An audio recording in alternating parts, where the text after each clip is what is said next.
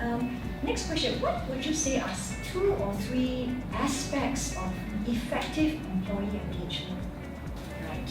I will say that there are 3 buckets of things that an organization need to do it right. I'll start with the first one, which is the organization. So at that level, I feel that what is really important, it is the pay and the compensation philosophy. That is the hygiene factor. We do the employee engagement survey once every 2 years. And every time that what surface is really the pay and the compensation. And I think what the employees are looking for, basically they are looking at compensation philosophy. Not so much about how much bonus I get, but it's really about the philosophy, because the philosophy help them understand whether the pay system is fair or just. But what we can do as an organization is that we have to communicate our compensation philosophy. I think that's absolutely important. We had done several focus group discussions to address this point, and there are many feedbacks. Like for example, they say, should we do away with the bell curve? It's not unfair, right? What's fair? Nobody knows, right? You do away with the bell curve, then how do you allocate resources? We only have a finite pool of employees. So what we have done is that we actually come out and say, no, we will stick to this system because we need to manage resources and we just need to explain. So in our compensation philosophy, along with that, we also explain performance appraisal approach. We take the opportunity to say that it's not just the work that is important. How you do the work is important to us. So we took the opportunity to explain what we will be looking with regard to performance appraisal. So that shaped behavior as well. So we said, have you activated our core values, courage, teamwork, integrity, things like that. All this goes into your performance appraisal. So that's one bucket of the meeting that the organization needs to do it well, and that is quite a science in itself. The second thing I feel is leadership. And leadership, people always say that, it's the CEO. Actually, leadership is not the CEO. The leadership actually is your direct boss. So we do have a question to ask about the feedback about your direct boss. So for me, my division, I can see the feedback about myself from all my staff. So it is very direct. So it also gives us a sense of awareness as well about what the staff is saying about you. So what my takeaway is that leadership has to be very, it's not someone that's sitting up there. It's really cascaded down to every leadership level, even down to my assistant director. And I think what is really important is that it's not about, we can talk about big visions or not, but at the end of the day, it all boils down to trust. How much backing you give to your staff, how much you champion his interests in terms of everything that the person do, whether it's to go after the sales or whether you go after that dreams that they have. So it is a backing that needs that. The third area I feel that is an intelligent level. And everybody feels that they have a set story to tell, right? They are in a certain point in their life. They need the boss to understand them. For example, people are going for maternity leave, I cannot come back after 4 months, I need to have extended leave. Or some people feel that, I'm work in the government sector, I want to try how it is to work in the private sector. So we hear all this feedback, so we change our policies actually. We allow people to take extended maternity leave. We allow people to work from home if they are facing challenges with their work.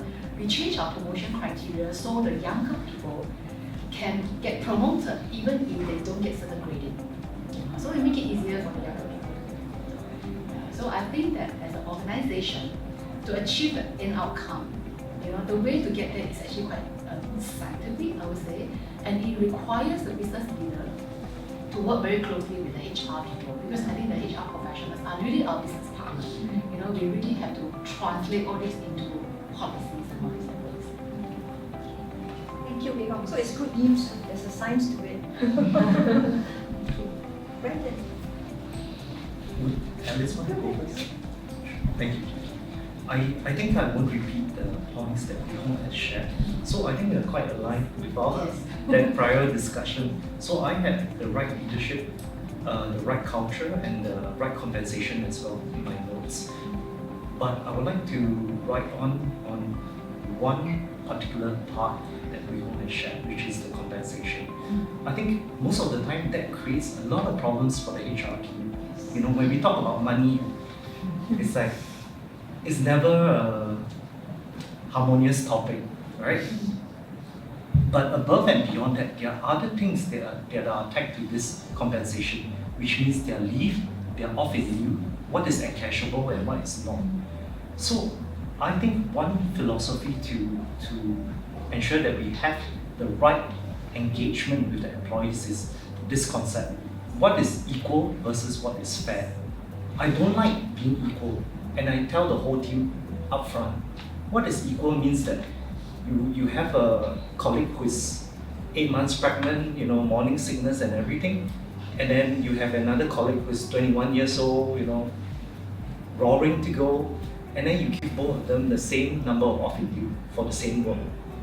So I'll tell them, no, I'm sorry, dear gentlemen, at 21 years old, you get less. And then the person will complain, Brendan, this is so unfair. I said, no, because this is fair. The other person needs it more than you. Therefore, I will give an exception for these cases.